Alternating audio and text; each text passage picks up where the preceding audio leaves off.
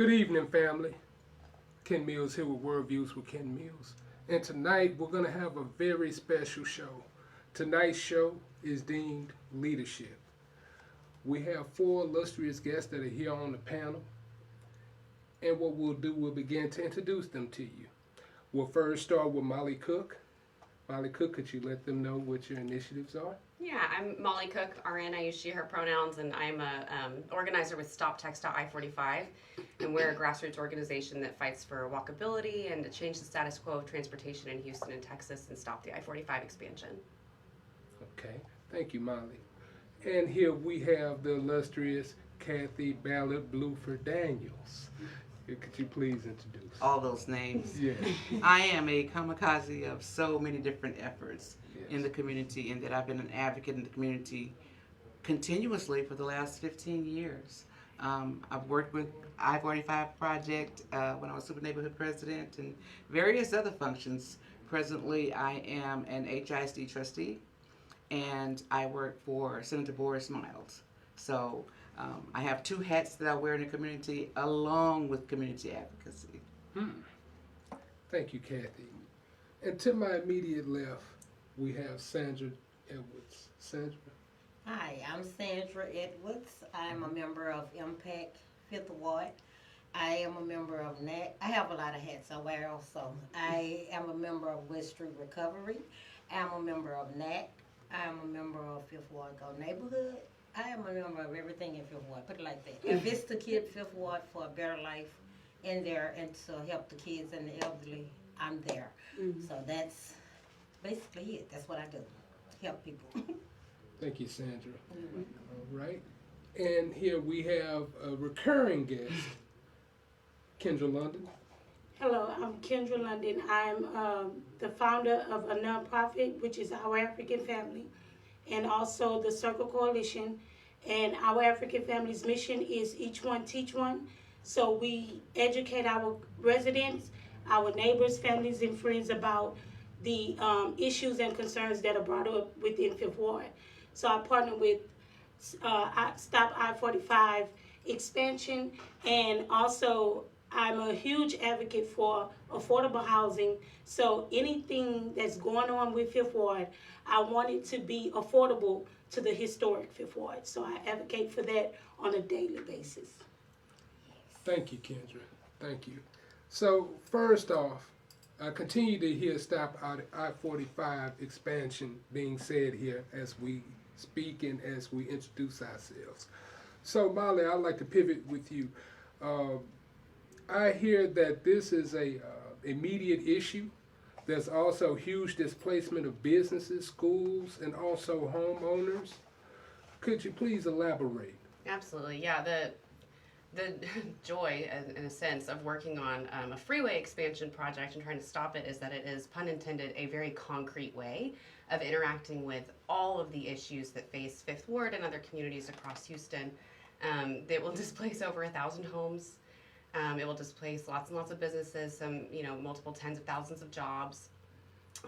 The effects of this are far-reaching. It'll worsen air quality. It'll increase flooding in Houston. So there are communities that are directly adjacent that will be most impacted by it, but every Houstonian is going to feel the terrible effects of this freeway expansion if it goes through. Okay, so the most prevalent area is that 5th Ward, because I've also heard Acres Homes and other areas northern of downtown. So there's a lot of places that'll be affected, and pretty much anywhere next to the freeway is going to be majorly affected. And you can factor in things like concrete batch plants or poor bus connectivity and that sort of thing for the time during construction. But 5th Ward is near and dear to all of our hearts, and it's a beautiful community, and it was already sliced up by I-10, 59, 45. The Hardy Toll Road opened in 88. So really, it's like, when is this going to stop for 5th Ward? So it definitely takes high priority in this case. The path of least resistance is where they put the freeways. And as Molly mentioned, not only will it be businesses and homes, it'll be churches.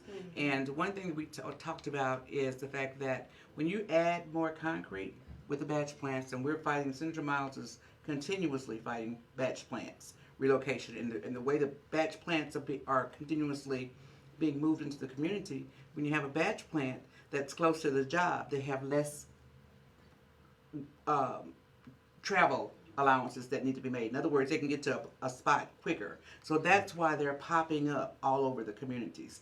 Now, going back to the initial point about the the concrete streets, the improvement, when you increase 8 lanes, what people have to remember, and when I was working strongly with I-45, that was one of the things that I talked about continuously, was that when you put in 8 lanes of concrete, even if you raise it, you have I think a total of 10 lanes. Did it total 5 and 5? Some parts it's over 30. And yeah, we're right. parts it's So really when you big. have that many lanes, the water has to flow somewhere. That was the argument we made from the very, very onset, even in 2015, 2016. And when it flows, it's going to flow to the bayou, Buffalo Bayou, or it's going to be trying to go to the ship channel. And either way, that direction is through Fifth Ward. So what we're saying is what normally was not a floodplain will become a floodplain. That's correct. And all of us that recently didn't have to have flood insurance will now have to have flood insurance. So No permeable So that surfaces. impact, with Fifth Ward being a community that never, the concern of flooding was never one of our concerns. It has never been a concern for Fifth Ward. Before. Before. This I-45 expansion will increase that concern. It will increase finance burdens because now we have to get flood insurance for something that we never had an issue about. Then that I-45 expansion is going to displace. It's going to displace so many families that it's unreal. We did a bike tour on last week, and I exhibited the fabric of Fifth Ward. It's a village mindset. One of the sisters lost her pedal on the bike. One neighbor came out to try to fix the pedal. He couldn't do it. We turned the corner. I have a lot of skills with bikes that don't work. I'm a good one. So I gave her my bike, and I began to use the bike without the pedal. As soon as I turned the corner, my neighbor Maurice asked me to come to the side, and he began to fix the bike. So that's what I mean when I say that I-45 expansion is going to destroy our safety net. Our safety net is knowing our neighbors. So if you take us away from our safety zone and you displace us in all areas, that's a mental concern. That's trauma. That's a trauma experience. I'm going to go to a neighborhood where no one knows me. So now I'm isolated. That's trauma.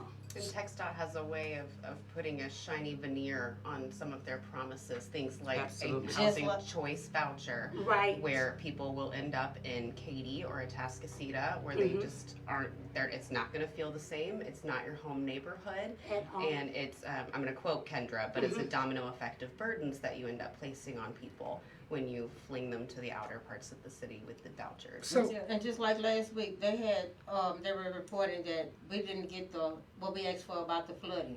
Okay, everybody else got their part, but we didn't get ours because we didn't meet certain criteria. Well, look what you keep dumping on us. How can we meet something if you keep throwing stuff at us? One left, right. We ducking everything every time you turn around. So then we didn't meet something. You can't come, but you gonna come dump something else on us? Really? Yeah. When does it stop? When does it stop? So I have a question. With the housing voucher, I know that within the loop and in those areas, it's more affordable housing and also low-income housing.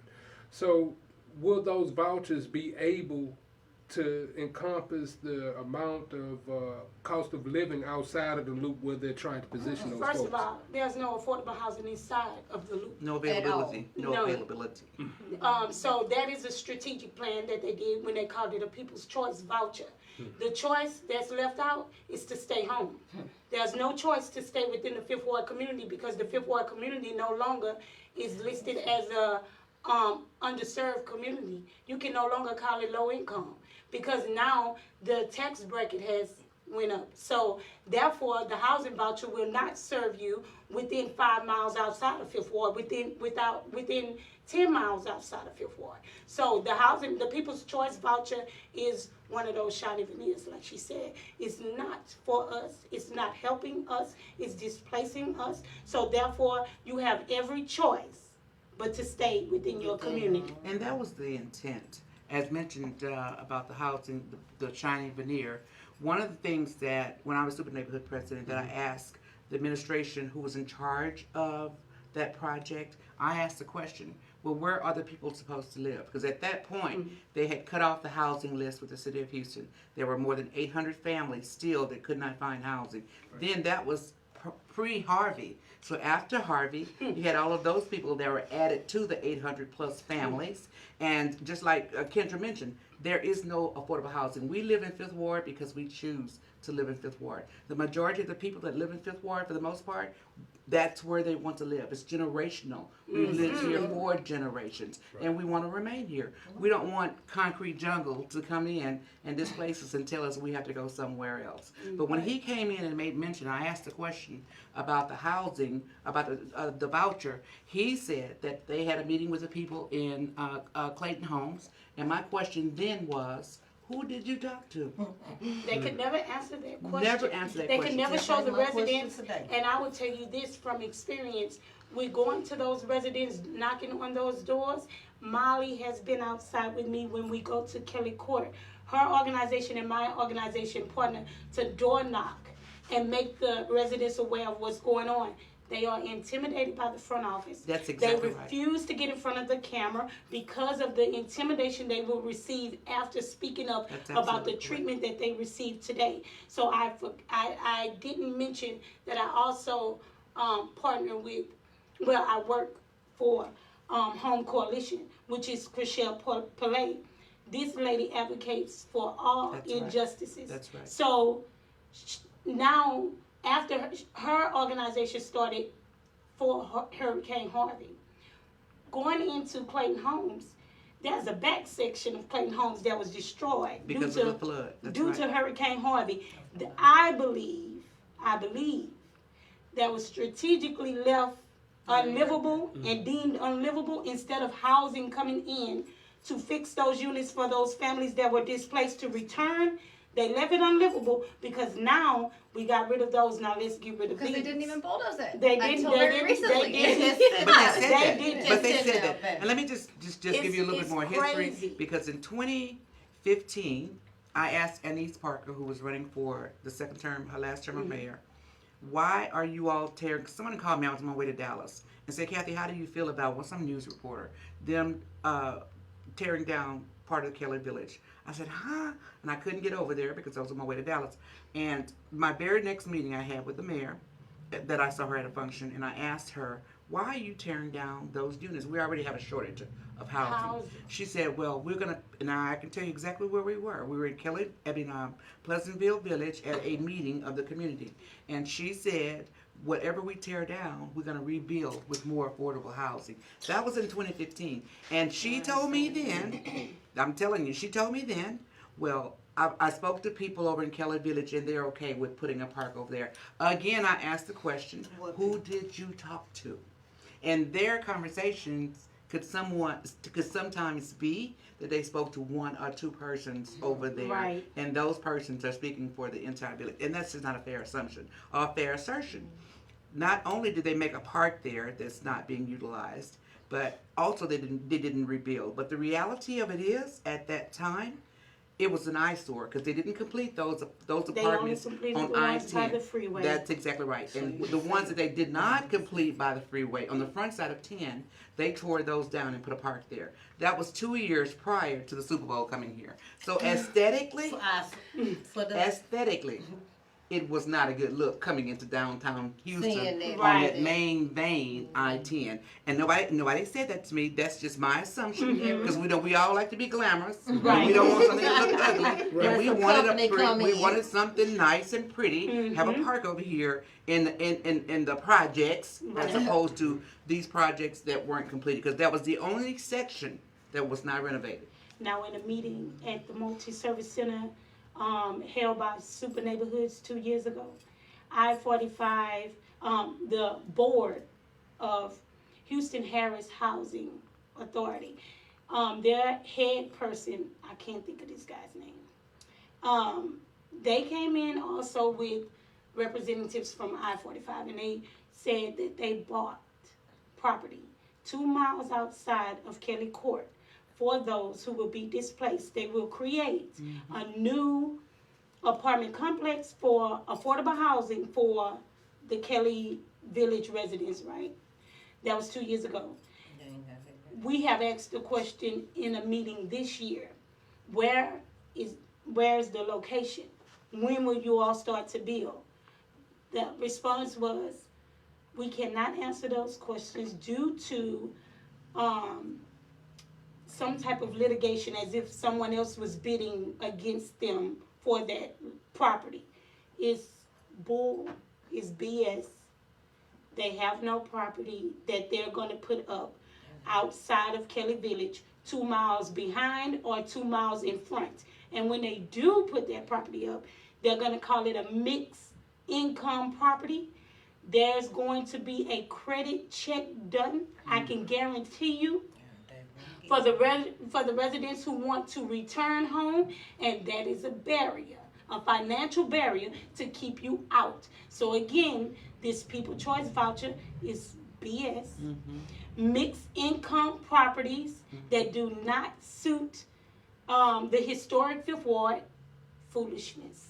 So anybody who promises mixed income properties for the historic Fifth Ward and it does not meet the AMI for the historic Fifth Ward is foolishness. That's right. That's It's right. foolishness. That's right. So See, I would say, yeah, I would say about 2 years ago, Clement Manor underwent a renovation. Right.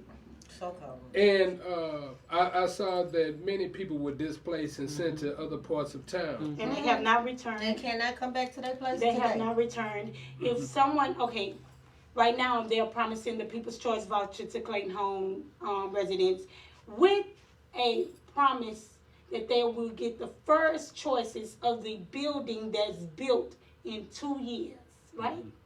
You know how expensive it is to move? Are you all going to pay for them to move back because you paid for them to get out? The housing program is going to pay for your moving van, your utility check, your deposit, and they're going to give you, of course, the voucher that pays the rent. If I decide to return to my home, will you give me those same allowances that you're giving to get out? You will not. You will put a credit score, a credit check in front of me, which is going to stop me. My deposit fee will stop me. There's a lot of things that will stop us from returning. They did the same thing with Kennedy Heights. Yes, no one has returned from Kennedy Heights. No one has returned from Clayton Homes that was displaced from Harvey. They're in Acres Home now. It's terrible because more lanes means more traffic, Right. destroys the fabric of the neighborhood, removes affordable housing, and is a gentrification tool. That's what it is. Top to That's what bottom. it is. And emissions. And they keep trying Don't forget Cold the water emission on those issues toilets. it's going to have. And then once there's a traffic wreck or something on those overhead or those lanes overhead, those cars are going to come out into through the community. neighborhoods to Yes. detour around Yes. already. So what we'll do right now, everyone, just hang tight with us. We're going to go to a quick commercial break, but when we return, we'll have more lively discussion. You're now here with Worldviews with Ken Mills on Boss Up Houston Network.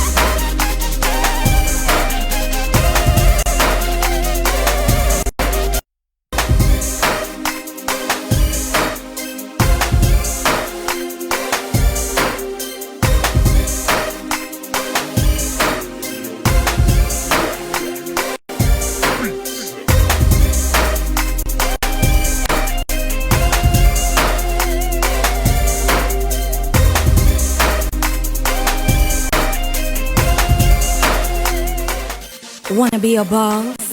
Let's talk. What are you doing here? Red Table Talk, the Estefans. Time to take the table to a whole new place. It's coming to Miami. 3 different women, 3 different generations. We're loud, we're proud. Let's go.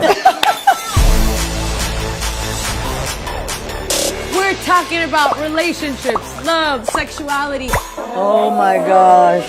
We all know that you are fuerte. Yes, I'm a tough woman, but I'm very vulnerable. Like muchas Latinas. In order to move forward, you have to go to those places.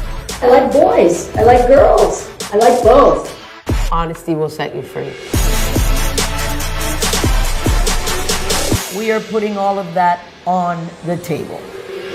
Red Table Talk, the Estefans. Be a part of the conversation. Only on Facebook Watch.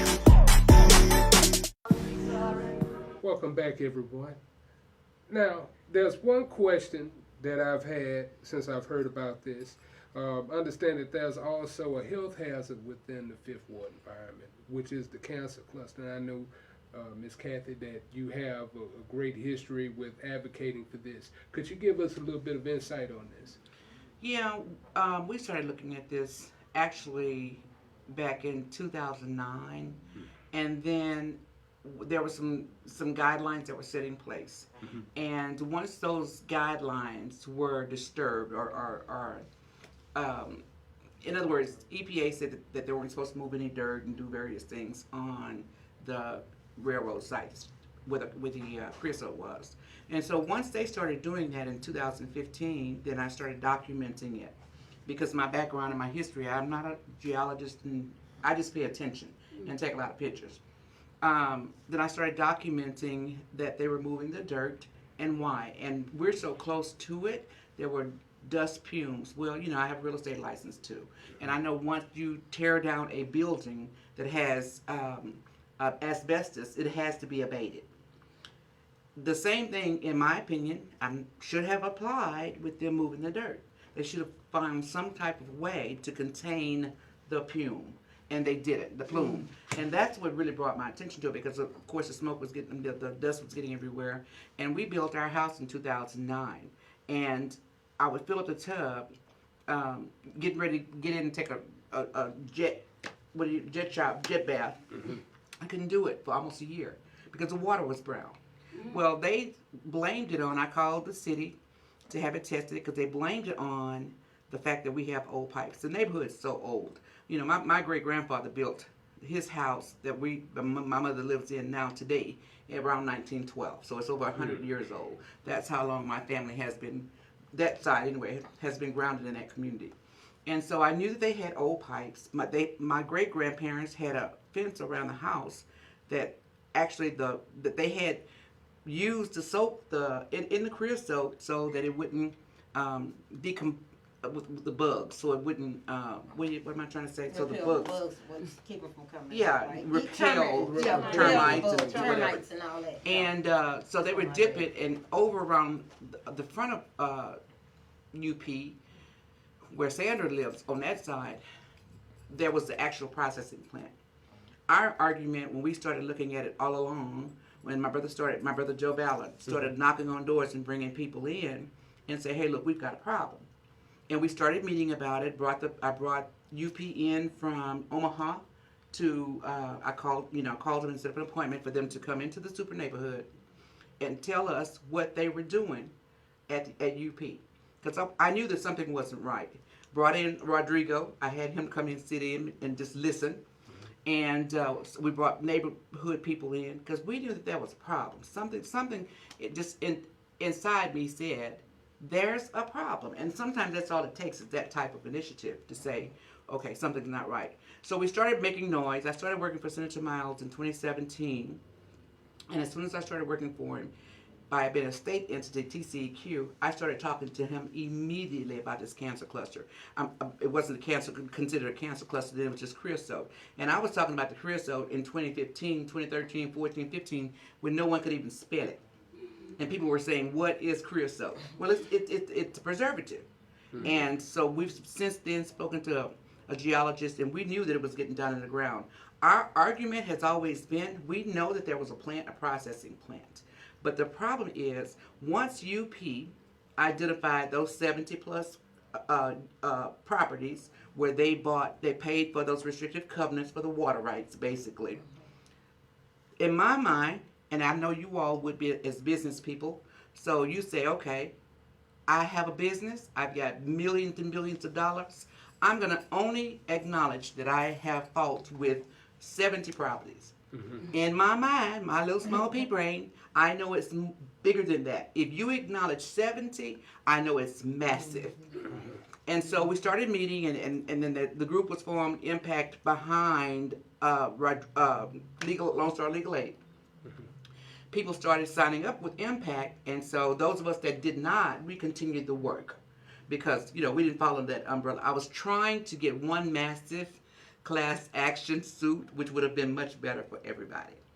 And instead, there have been, various law firms and various people come in, and that's what happens.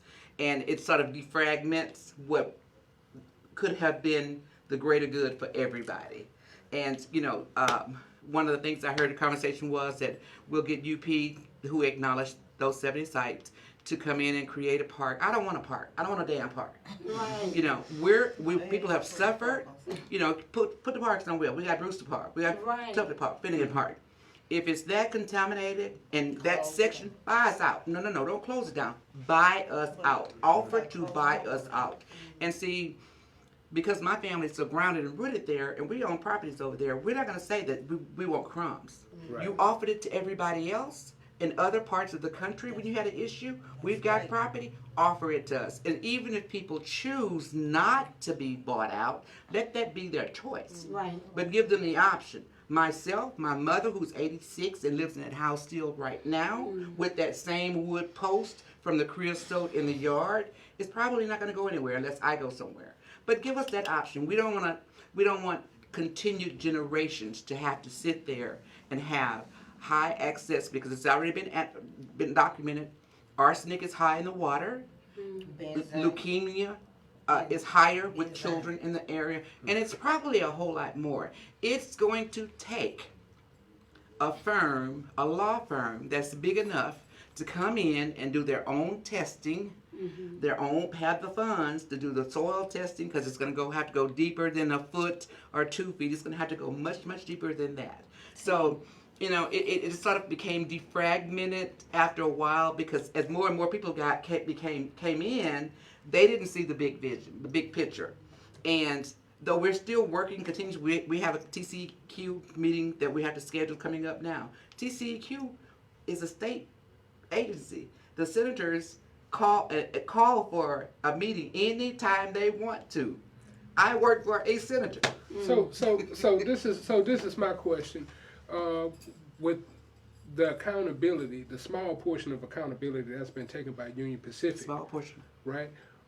Has there been any grounds for legislation that may possibly hold them even more accountable? Actually, yes. That's a good question, because that's actually yes. Who's working on that? That's what we are. Impact is trying to do right now. We're trying to get all this in lined up. We have had tests done. I have had vapor things in my yard. I had them in my house to monitor the air. We didn't tell anybody about it. So, yeah. So we're doing this because we wanted to know if we really were on point with what we're thinking. Like at nighttime, sometimes I have smells. Then it smells like the creosote from back in the days. And I'm like, I know they're not cooking over there at night. But you have that odor. I don't know if it's trains running through there or not. So we decided to put out, this here wasn't a part of Impact. Actually, this is for the super neighborhoods, the block capitals. Actually, all our block capitals have one in our house and in the yard. They were monitoring the air. They're monitoring the outside air. And it's at nighttime 3 times higher than day. So that's why we know something is going on over there still, as even though they're saying it's nothing and that the ground is not contaminated, this and that. We know it is because we have proved it. I have had it. This just came out my yard last week.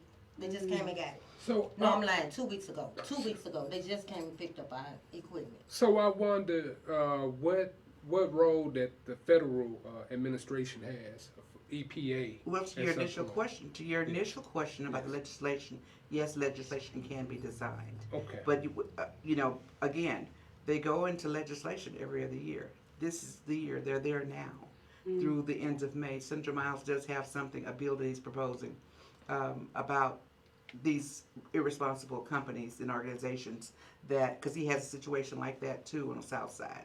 So he does have legislation that's going to address some portion of that. But legislation is created for the most part by what we suggest to the legislators to file. So even, that's why I say, what are y'all working on? Well, that's what I'm saying. If After you're working we got on the test, we now have them where we can tell what we had, and then y'all can do whatever. But if you work it, but that's what I'm saying. A senator is higher than a governor, and then a city council person. And I understand that, but if the we hadn't commission. done nothing this time, we just figured we have to do what we have to do, and we'll present our tests and our evidence, and then he take whatever he could do with it, because y'all started this way before I even came in with my big mouth. Y'all put this in place. When I found out about it, this is when it just really I was furious because I had just moved back to the neighborhood and took over my parents' house. Okay, Rodrigo contacted me. I didn't know nothing about all that what you just said before, but I did know you and your brother did start this. When they brought me in, he said, Ms. Elvis, this is what's going on, and I know you're new to the neighborhood, and I know that they did the water coupling with you and everything, and you raised, a lot of sand by it then, so we need to talk to you, ask you how you feel. I say, I'm feeling mixed feelings, because I think they're messing over people. But let me tell you, I hadn't even moved in the house yet. I was just not starting to get ready to take over. I had to prepare the house to come back to the neighborhood. So I'm hearing stuff from left and right about they're contaminating us, they're killing us, we need you to help us. And then Rodrigo say, will you come on board with them, Pat? I say, sure, no problem. Not knowing what I was getting myself into or setting myself up for. So, work. Yeah, work. It was work. It was work, because we went door to door telling people. They did the same thing too, which I wasn't out there at the time, didn't know nothing about it. But when I got involved, I got involved. I went door to door. It was like every week we were doing something. And then I said, you know what, this is not enough. We're not getting anywhere. Can you please get us some scientists from different, universities? We don't need no big scientists. We can't pay nobody. So they did. They wound up with Austin. They wound up with U of H, TSU. They got scientists from every different college, and guess what? They all came up with the same thing. Fifth water's contaminated. This is when the council cluster came. But that was known even before, because there are maps that identify the neighbors, the neighborhood, the community didn't know this though. No. Y'all knew. The community didn't. But you said that we were knocking on the doors. We were notifying people. Nobody didn't know because everybody was dormant. But you hadn't made it to my end. Before I started, but you said nobody on our end till I was. But let me just say this. Just like was initially stated with the I-45, they do this to keep us fragmented.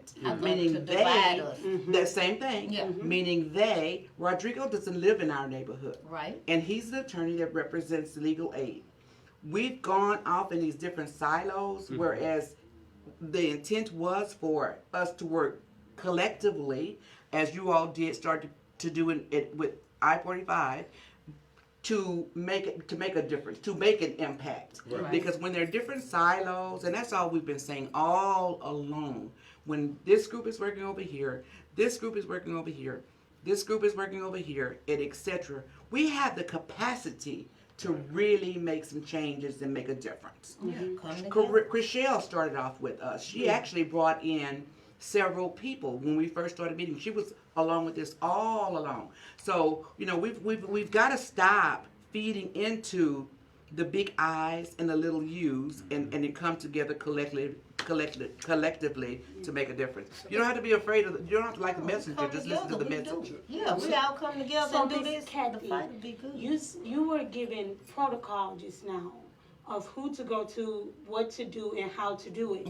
So, Miss Sandra, I met her in the neighborhood doing the work. So that's how I was introduced to her while she was working, and of course coming to her meetings. Okay, you found out about the problem. You also just said the protocol of how to fix it. If we come together at a table, take all the research that has been done, all of her leadership, all of her work, bring it and put it through the right tunnel, maybe the collective will be built then. So we do it that way. And then that way, like you said, you acknowledged that she did the work. She just hadn't made it to your end. Our community is huge. That's So right. we have That's to- huge. And she just hadn't made it out there. Yeah, But so when we I have to- came, we had to broaden our horizon. So Mhm. we covered my end, and then we started going on her end. Then we took it all the way to Jensen. Okay. Knowing that Jensen might not be affected, but if you moved in Jensen and moved out the neighborhood, you still counted as a as part of our neighborhood And because you was Jensen, there I when would it say happened. Jensen would be affected because if you ask anybody, I think it would. Let me tell you, you ask anybody where do you work? I have classmates that work for Union Pacific, and I I'm do 40. too. So Exactly. those chemicals was on those clothes. And they were all and over Well, they- there Yeah. was a lawsuit for them in 1984, and that's what I'm saying. I've done the history and the background. I know where the documents are, where the bodies are buried. So we've So we can we've follow done all the together. Yes. and that's what I've been saying all along. It's just people didn't want to listen. I guess we're too slow or something. But this is a race. It's not how fast we get there. It's getting there Getting with the there. right information and then being impactful with the right information and following protocol. Because that's why I had the people from UP to come in from Omaha and identify what it is you're doing. They brought us maps and showed how it transitioned over a period of time.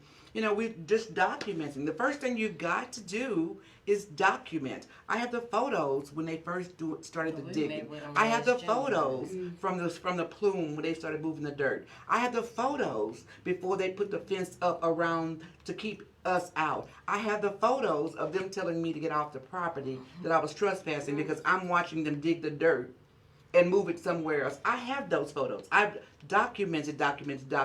Did we know what to do with it? No, not really. But I knew it was important to keep documenting, to have that information. So this is my thing, and this is what I've noticed. I noticed that there's a bit of miscommunication, misinformation, and also separation. And you said you started this in 2009? Actually, looking at it in 2009 is when it changed, and they started making the change in 2015. Okay, so now we're in 2021. So there's a generation, it may be a generation of community organizers who may not be speaking with one another. Oh, absolutely. But they So came this in came in 2016. But they 17. Because we hadn't started in 16. Well, we wasn't impacted when I But why started. I is started the when we burden left of from proof off of Lucille. on the people suffer? I'm not from Fifth Ward. I'm from the. Uh-huh. I'm sitting here from the burbs, and why is the burden of proof on people who are sick? Already so. Why is not one industry person named in the climate action plan for the city of Houston? Talking about legislation, not one company, not one regulation on industry in the climate action And plan. you know I'm a climate ambassador for Fifth Ward. What? Not a one. I am a star. And it's about, they It's all know about the money. the reality of it is, we ask for a seat at the table, but having a seat at the table Don't means mean if you can't engage in the supper.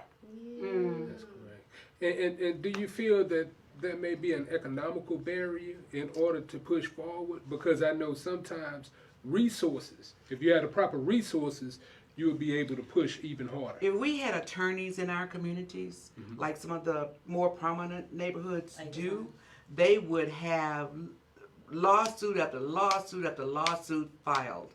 We're not that fortunate in our community. Kendra touched on the median income and how it's increasing now, and it is, but it's on the other side of the railroad track. And even with that, as when we started, because you mentioned about Jensen, one of those sites is already designated as an EPA site.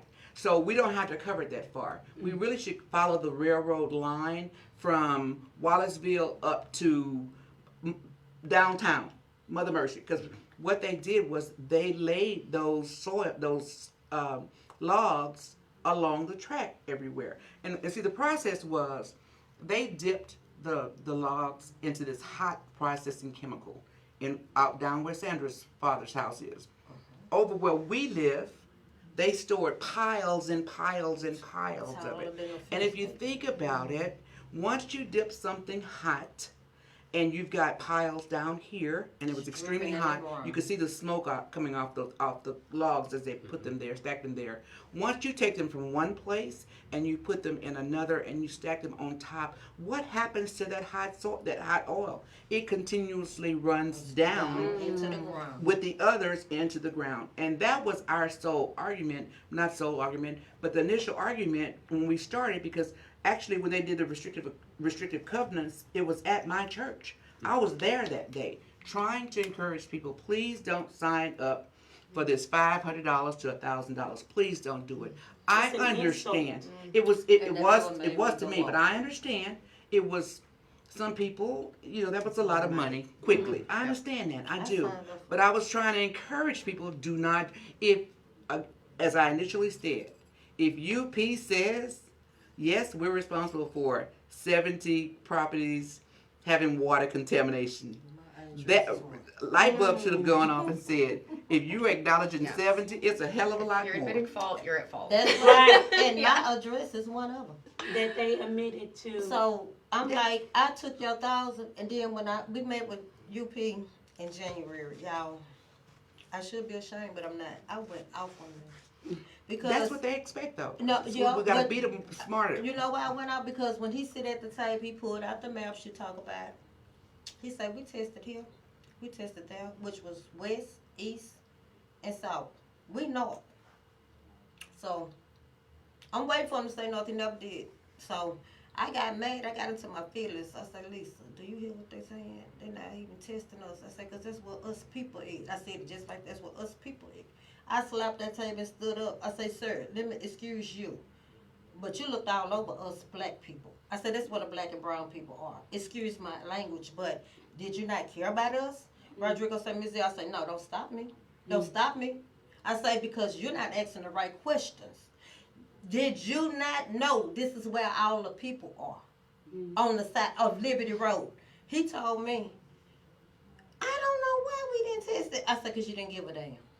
And I shut up at the whole meeting after I was finished. Maybe they I was But we through. gotta be because smarter. They knew. They We've knew. got to be smarter in our They knew. approach, though. Because Well, they expect. No. I done calmed down. You're right, though, but I done calmed Because down they a whole lot. expect, since then. the expectations to. are I there had would be ABWs, angry black women, and we'll come in there with With- an attitude that we don't I understand. read. But your what passion is expect- valid. It is valid. is, but- it is It is valid. valid. But Yeah, but we and- have to containerize Right. them, and we have to do a presentation which they can understand, which is a lawsuit. Right. Well, So, I have- I mean, so I after have- that day, I think he understood us because when we left out of there, y'all, he was, I am just so sorry, y'all. It wasn't me. I need you to understand that it was the UP, the company way before. I said, baby, you a child. I mean, you probably, what, 30, 35? You should have asked him for paperwork to prove what he said, and then that way you give it to the center. So- Oh, we so took I pictures have- of it and we got the cards. So we got the cards I and the have pictures. I have a quick question for you, Kathy. So I know you stated there's a proposed bill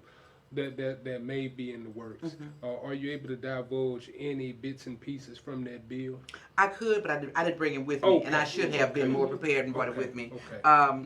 But I can see how I can provide you with that information as soon as I can. We've got so many issues that we're fighting right now. They're talking about the George Floyd Act, obviously, Yes. and we've got educational issues that we've got going on and closing our schools. So we've got so many fights going on right now. Senator Miles has a couple really good bills up this session, and you can He does. search for all of those Yes. online. Literally He just is search really big. Texas Ledge bill search, and then you can search Senator Miles and look at which ones he submitted, and that would be there. He's got a 45 one. He's Yes. got a bunch of good ones. Yes, he does. He does. But and I- that was one of the things he's been working on. I also concur with what Ms. Kathy has stated as well as far as maintaining composure.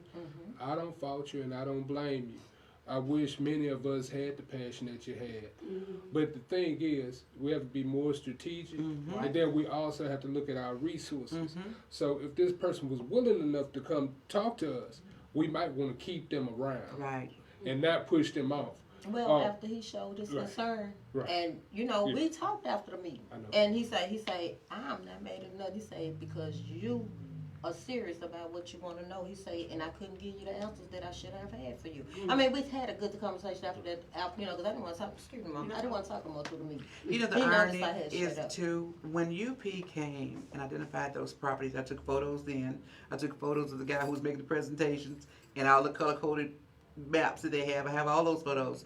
But the attorney that they brought into this neighborhood that was primarily black people for the most part. Yeah, It was, Shanklin, the I think Miss everybody in Owens. it was Paul black for the Shanklin. most part.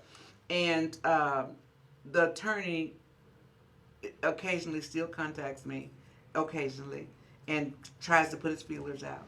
And he told me, Kathy, keep doing what you're doing off the record. Keep doing what you're doing. He's not an attorney with him anymore, but he's an environmental attorney. So, but he knew. One thing we used to say when I was post office manager, how do you eat an elephant? One bite at a time. That's right. There's no quick way to eat it. And so you eat this part, you eat, and there's no quick, fast solution is what I was trying to get people in the group to understand. We can do this, but we got to be strategic in our accomplishment, in our presentation. That's all. Definitely. So, guys, just hang on one moment. We're going to go to a quick commercial break, but when we return, we'll have a little bit more of this discussion. You're now tuned in with Boss Up Houston Network.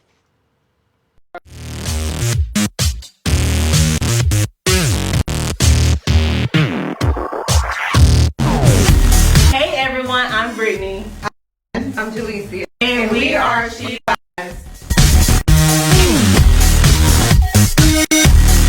Come on with us.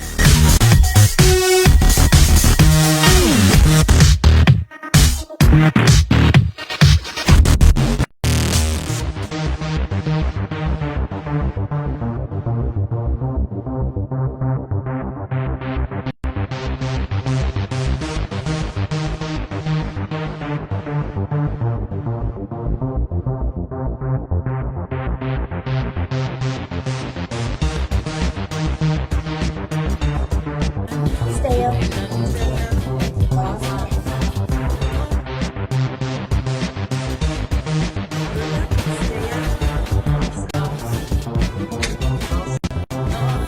Boss Up Houston, where we look up, stay up.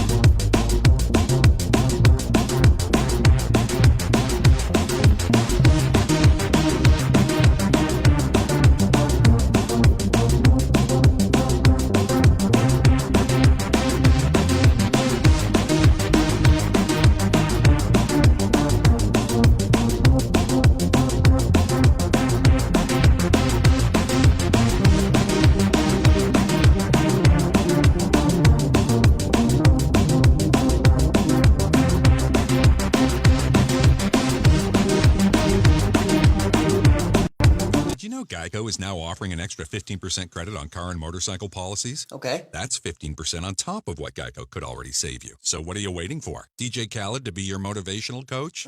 Yo, Devin, remember to brush in a circle motion. Thank you, DJ Khaled. Tiny circles, Devin. Do another one. Another one. Is this good? Put in that work, Devin. Don't give up. Geico. Save an extra 15% when you switch by October 7th. Don't play yourself. Hit subscribe to play more great Geico videos. And don't forget to share. All right, welcome back, family. So we were having a lively discussion here about Stop I-45 expansion as well as the cancer cluster. So what we're going to do now, we're going to start with Molly. So Molly, we spoke of the different issues that are plaguing the northeastern corridor of Houston. Could you give us a little idea of the proposed solutions that your organization may have? Absolutely. So Stop TxDOT I-45 is our main issue. Is just like don't displace. Don't make it wider. Do not displace. Right. So any solution that fits under that, we're a fan of. The mayor himself wrote a letter to TxDOT advocating for something that's kind of commonly known as Vision C, which has a lot of changes to some of the segments north of downtown. It doesn't change a lot in the downtown area, but it's better. And so, politically, we're in favor of moving toward that. We are fans of freeways to boulevards, meaning that you just get rid of freeways through the urban core entirely, and you have streets. And the cities around the world who have done that have had no issues with traffic diverting elsewhere. People choose other modes of transportation. Additionally, Senator Miles, along with Representative Armando Wally, have filed bills that would make changes to the Texas Constitution. Because the way it's written right now, TxDOT actually has its hands tied and has to spend some 90-something% of all of the funding that it gets on roadways. From the federal government. Not on bike paths, not on buses, not on trains. So it's complex. It goes way back. It's really ingrained. But there's a lawsuit that's been filed by Harris County against TxDOT right now. So we're waiting to kind of see how that plays out. That's one solution we're excited about. And then there's also a Title VI investigation open, which alleges that the project is racially discriminatory and violates the Civil Rights Act of 1964. So there are a lot of solutions that we're very excited about right now. And explain the Title VI so everybody can understand. I understand it so that everybody will know how that Title VI can be used, because we use that for Metro as well to put bus stops up in various parts of the city. So it's part of the Civil Rights Act of 1964, and Title VI basically says that no program or project that receives federal funding can be racially discriminatory. So there's a place where a resident or somebody who loves a resident or an organization can go online and fill out a form that says, this is going to hurt schools like Bruce Elementary that are predominantly Black or Hispanic, and it's going to make air quality worse in this neighborhood. It's going to force disproportionately Black and Hispanic people out of their homes, whatever it is.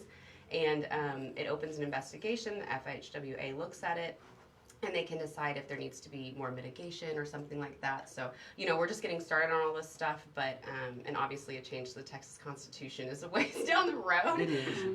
But there are solutions, and we just got to get started. And see, one thing to look at too, even with that TxDOT, because I know Independence Heights is signed on. Tanya and I are really good friends, so we communicate a lot.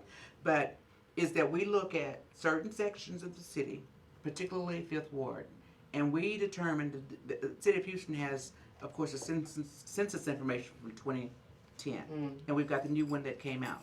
We look at our residents who are 65 and older, and then from there we can see how many calls there have been for ambulances in the area, because ambulances are the first line of defense for people in those communities because there's no hospital.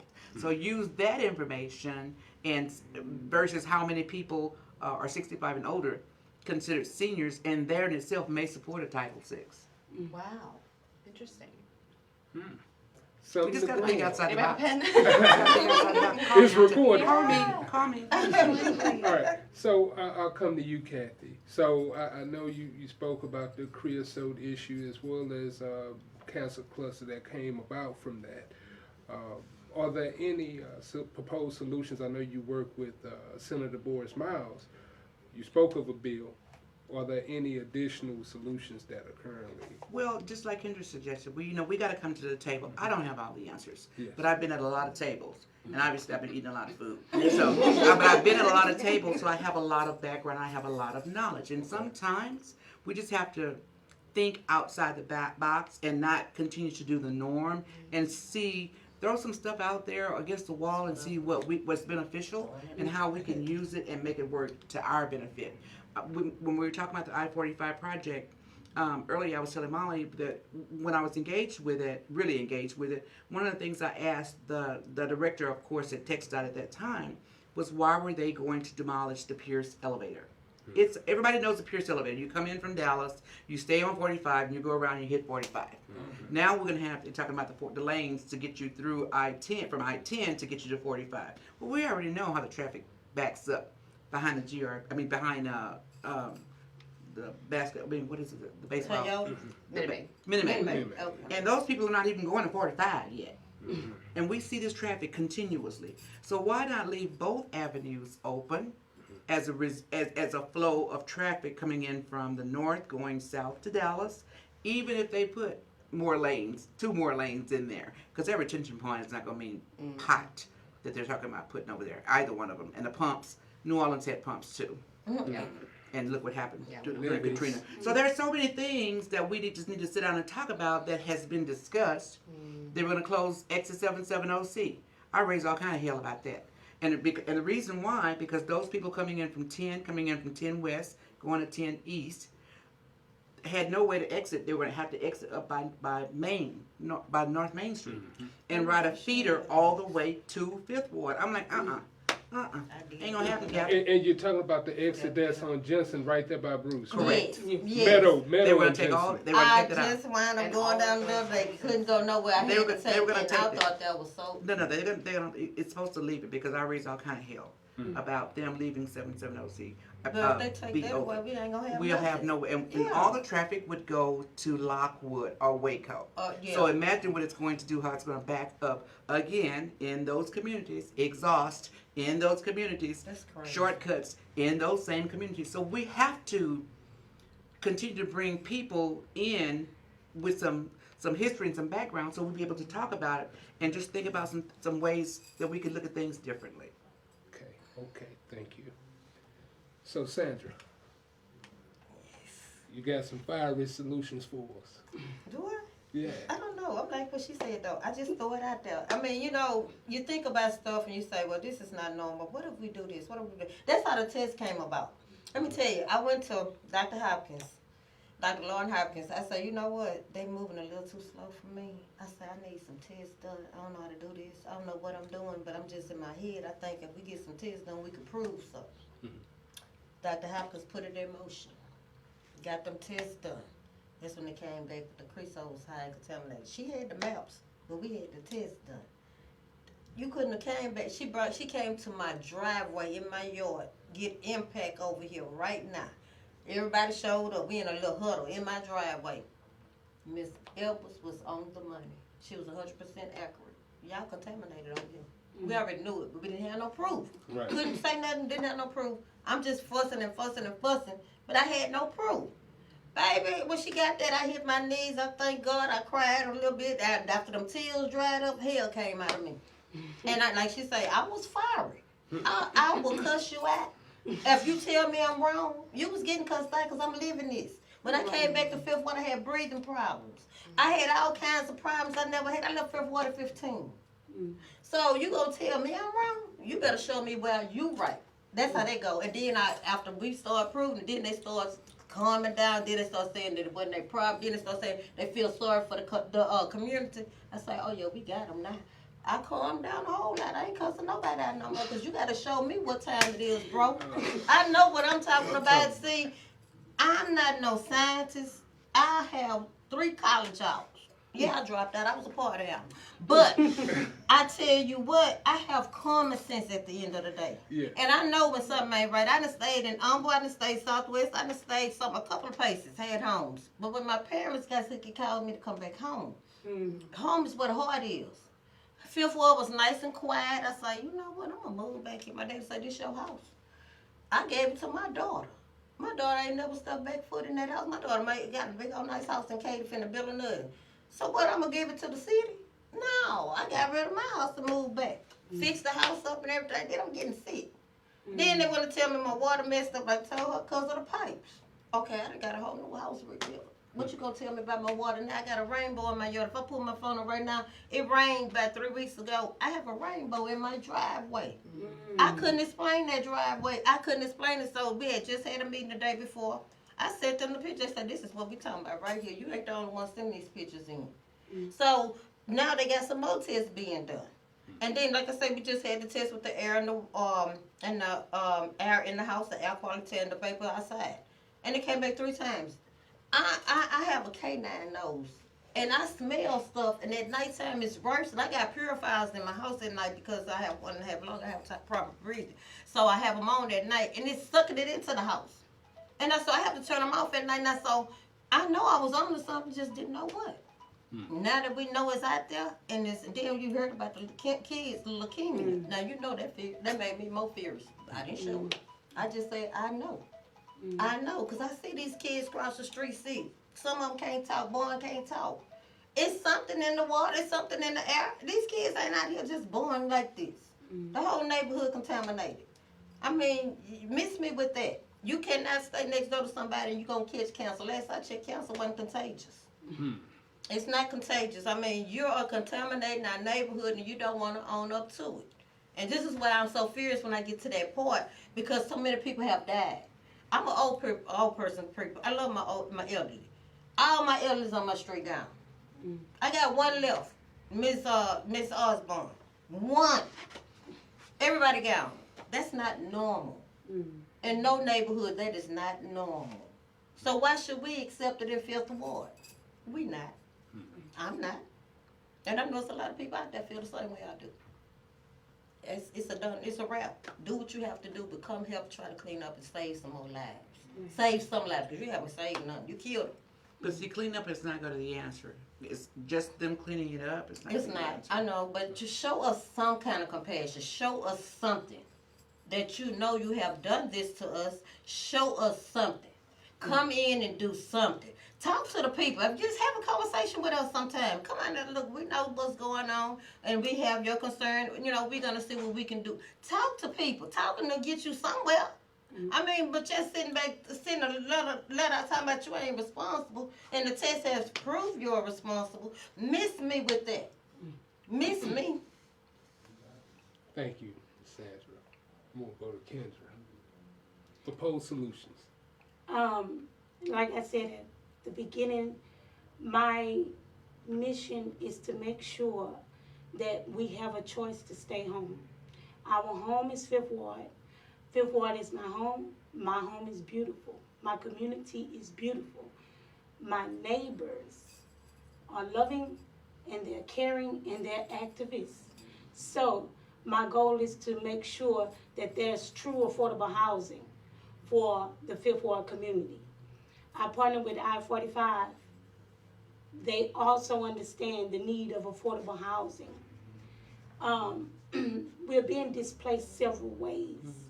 We're being displaced by that East River project. That project alone will shoot the tax bracket through the roof.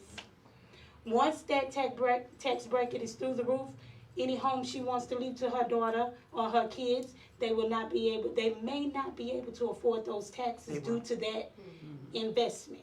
So we need to come together as a community to find out why was this investment even approved without the community's knowledge. We had no clue. There were 2 community benefits agreements meetings. Those meetings were virtual meetings. Anybody who's aware of the historic Fifth Ward, you know that everyone is not equipped with Zoom and the Wi-Fi. So who did you email for those communities? So my nonprofits, what we do is we educate. We create events for the community to receive the education. If the knowledge is given late, it makes us reactive instead of proactive. That's what I want to miss. So therefore,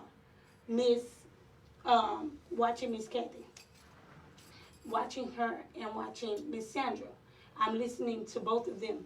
This is a huge fire that has to be put out, this cancer cluster. The I-45 expansion takes displacement. The East River project creates displacement. I would like to see my community come together as a collective and create affordable housing where we can have a choice to stay in a healthy community. So while these 2, my elders, are advocating for a healthy community, I will advocate for an affordable community, and I will continue to do so until it's done. So therefore, any partner that is willing to work with us to help us become a collective, I'm 100% for it. This is not a Fifth Ward issue. This is a Third Ward issue. UOSA and Mary Claire are great organizers for Third Ward. This is a Acres Home issue. This is a Fifth Ward. It's a Fifth Ward issue, third Ward issue, Acres Home, and also Sunnyside. Historic communities. Right. African American historic communities, brown and black communities. Like Miss Kathy said, they go to the areas of least resistance. We lack knowledge, we lose. So there should be an organization in place to educate. So since we lacked that, OAF created a platform called Circle Coalition. Right now we're doing bike tours, which I'm excited about. So we get the B-Cycle has donated bikes to us. So we get the bikes, we meet at Fifth Level Restaurant, and we tour Fifth Ward through our eyes. So everyone says that Fifth Ward is so financially Strapped. you know, but my community, like I said, is beautiful. You have to see it. And you have to see it from our side, our eyes. This, what you see now, listening to Miss Kathy say her family has been there and rooted there since 1912, I was always proud to say my report card, my mother's report card, my report card, and my son, who is 23, his report card has the same address and telephone number. That's nothing to what Miss Kathy just said. But I'm proud of. See, but I'm proud. That's generational. That's right. So therefore, that should remain. We should have the option to leave or stay. When you take an option away, this is trauma. I have no other word to describe it besides trauma. Might I suggest something too, Kendra? Yes, ma'am. I'm just so proud of her. I tell you, when I met her a couple of years ago. But one thing that I was in discussion with someone about, and that I might suggest to you that you look at, is moratoriums on taxes. They did it in Philadelphia, and they did it in New York. Because particularly where the brownstones or something were in Brooklyn, Yes. I believe it was. And the moratorium, you can create it the way you wanted to create it. Meaning that generationally, those of us that have been in these communities generationally, create a tax moratorium so that when my mother passes, the taxes won't shoot up because we've lived there. Her house has been there over 100 years. Yeah. So if you put that bracket, that moratorium there, it could cover perhaps a 25-year. If the families, you could say like if the families live there for 25 years, then the taxes will remain at bam, bam, bam. Okay. And after 25 years, or even 15 years. You can do it age-based. Yeah, you can do it age-based. And then that way the children, the heirs will still be able to afford the property, so they can either continue pay the taxes, or they could sell it. Because you know that's what a lot of the problems are. People lost their property because they couldn't pay the taxes. That's exactly what happened. Yeah, so it's legal stealing. That's what. But you can look at that material. Look at D.C. I mean Philadelphia. They did it, and again in Brooklyn. Thank you. That's a good idea. So I'd like to thank all of you for this panel. I've learned a lot. I know each of you have, from each walk of activism and community advocacy. But there's one thing that I'd like to say toward the end. I think discussions like this shouldn't necessarily happen over the airwaves like we're doing now. This should be happening in every restaurant, every street corner, every McDonald's. You got McDonald's in the neighborhood, everywhere.